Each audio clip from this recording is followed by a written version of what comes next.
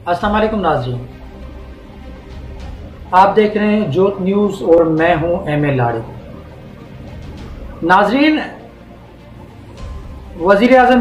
वज़ीर आज़म इमरान खान साहब के लिए परेशानियां भी बढ़ रही हैं और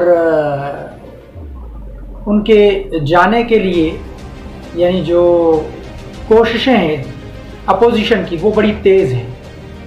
अब एक जानिब अदम एतमाद है तो दूसरी जानिब आज फॉरेन फंडिंग केस की समाअत हुई जिसमें वाज़े इशारे वहाँ से भी मिल रहे हैं, उस पर बात करेंगे। आज इलेक्शन कमीशन में तहरीक इंसाफ की फॉरेन फंडिंग जो केस है उसकी समाअत हुई।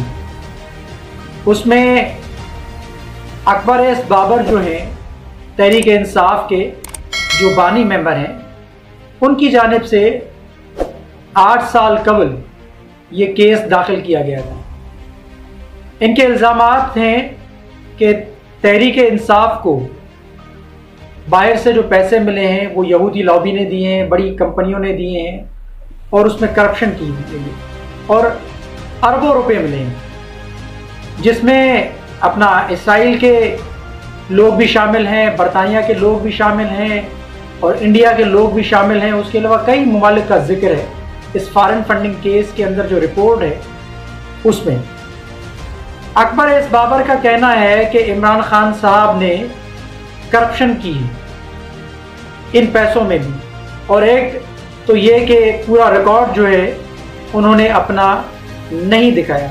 वो सादिक और अमीन भी नहीं रहे, वो झूठे हैं। और उससे पहले तहरीक इंसाफ के वकील की जानिब से एक अल्तवा की दरख्वास्त भी दी गई थी जिसको इलेक्शन कमीशन ऑफ पाकिस्तान ने मुस्तरद किया, क्योंकि ये केस जो है पहले से ही 7.5 साल से अल्तवा का शिकार था।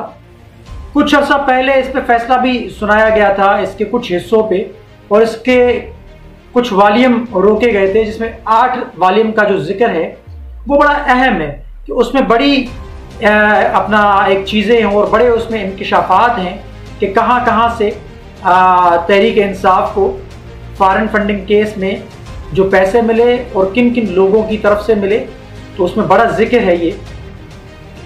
अब एक जानिब इमरान खान साहब अदम एतमाद में फंसे हुए हैं और इत्तेहादी उनका साथ नहीं दे रहे हैं। आज अपना जो चौधरी शुजात साहब है उन्होंने भी कह दिया कि तसादुम की जानिब ना जाया जाए, और अपोजिशन को भी उन्होंने गुजारिश की है और हुकूमत को भी गुजारिश की है कि दोनों अपने जलसों को मौखर कर दें, यानी जलसे ना हो। अगर जलसे हुए तो मुल्क में इंतशार पैदा होगा, अनारकी की जानिब मुल्क बढ़ेगा और फिर बैरूनी कुव्वतों को और मुल्क दुश्मनों को एक मौका फराहम होगा, जिससे पाकिस्तान की सालमियत को ख़तरा हो सकता है और एक सियासी बहरान पैदा हो सकता है। एक जानिब तो ये, दूसरी जानिब ये इलेक्शन कमीशन के अंदर जो फॉरेन फंडिंग केस है इसका भी फैसला मुतवक्का है कुछ दिनों में, क्योंकि ये फैसला जैसे मैंने कहा कि काफ़ी सालों से अल्तवा का शिकार था और इसमें बड़े संगीन इल्ज़ामात हैं। आज अकबर एस बाबर ने बड़े संगीन इल्ज़ामात जो वो लगाए थे पहले उनको आज फिर उन्होंने दोहराया है कि मैं इमरान खान साहब को चैलेंज करता हूँ, मेरे सामने आके टीवी पे अपना मैं चैलेंज देता हूँ उनको कि वो भी दलाइल दें और मैं भी दलाइल देता हूँ। वो मेरा सामना करें, मैं उनका सामना करूँगा, कौन झूठा है और कौन सच्चा है।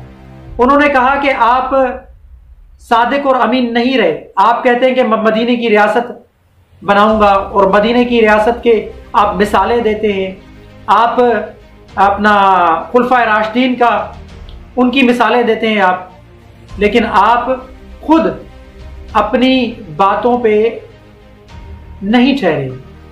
जो आपने अपना 2018 की इलेक्शन से पहले जो बातें की थी आपने, आप उनसे ही मुकर गए हैं।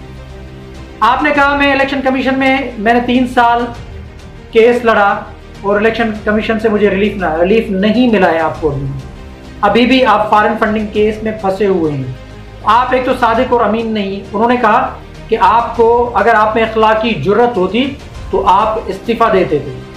आप मिसालें देते हैं बाहर के मुमालिक की कि उस बंदे के ऊपर, बरतानिया की मिसालें देते हैं, बरतानिया में अगर किसी वजीर के ऊपर कोई करप्शन का केस या किसी भी किस्म का केस या FIR हो जाती है तो वो फ़ौरन मुस्तफ़ी हो जाते हैं और इस्तीफ़ा दे देते हैं।